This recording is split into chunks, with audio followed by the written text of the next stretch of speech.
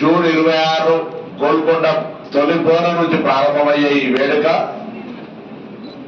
1వ తారీఖు నాడు బల్కంపేట ఎల్లమ్మ కళ్యాణంతో దాని తదుపరి 13వ తేదీ ఉజ్జయిని మహంకాళి బోనాల జాతర, 14 నాడు రంగం, 20 నాడు దాని తర్వాత అక్కన్న మాదన్న బోనాలతోటి ఈ కార్యక్రమం జూలై 26కు ముగుస్తోంది. 24కు ఈ నెల రోజుల పాటు జరిగే ఈ ఉత్సవంలో ఈ బోనాలు ఆషాఢ మాస బోనాలుగా తెలంగాణ యావత్ ప్రజలు హైదరాబాద్కు వచ్చి ఈ బోనాల వేడుకలో పాల్గొంటారు.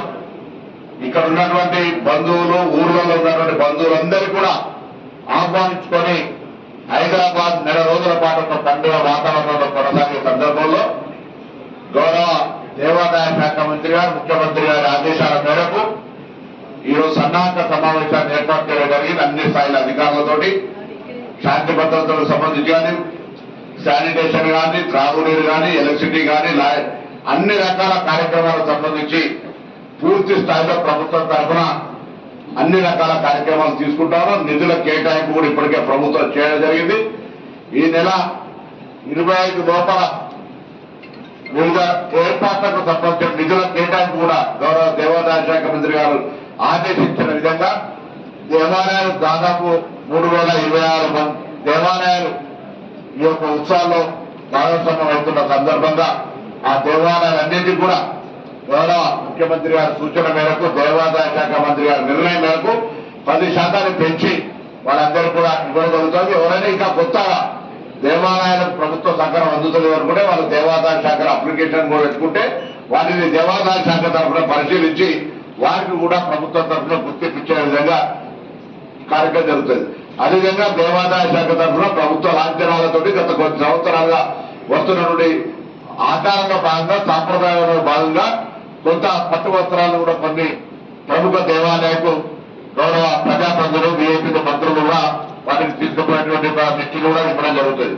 ఈ సందర్భంగా ప్రభుత్వం తరఫున అన్ని రకాల కార్యక్రమాలు తీసుకుంటున్నప్పటికీ దేవాలయ బోనాలకు సంబంధించిన మంచి సమాచారాన్ని అందరికీ ఆన్లైన్ లో కూడా వస్తూ చదువుకోవడానికి, బోనాల సాంప్రదాయము, చరిత్ర, హైదరాబాద్ సంబంధించిన అంశం పట్ల అందరికీ అవగాహన కలగడానికి తెచ్చేటువంటి పుస్తకాన్ని కూడా పబ్లిక్ డొమైన్ లో వస్తూ ఉన్నాం.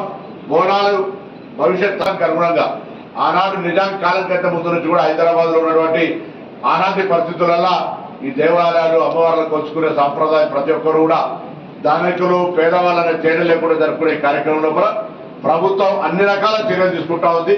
కానీ హైదరాబాద్ కు ఆతిథ్యం ఇచ్చేటువంటి హైదరాబాద్ స్థానిక ప్రజలంతా మరి బయట నుంచి వచ్చే వాళ్ళకు ఆతిథ్యం ఇవ్వడమే కాకుండా హైదరాబాద్ లో ఈ సెలబ్రేషన్ శాంతి భద్రతతోటి ఒక సోదర భావంతో వేడుకగా జరుపుకునేవారికి ప్రజల సహకారం కూడా అవసరం. కాబట్టి ఒక సోదర భావంతో, ఒక మంచి అమ్మవారి సేవా భావంతో జరగడానికి హైదరాబాద్ ప్రజలందరి భాగస్వామ్యాన్ని ఈ యొక్క వేడుకలో ఉండాలని ఈ సందర్భంగా కోరుకుంటూ జూన్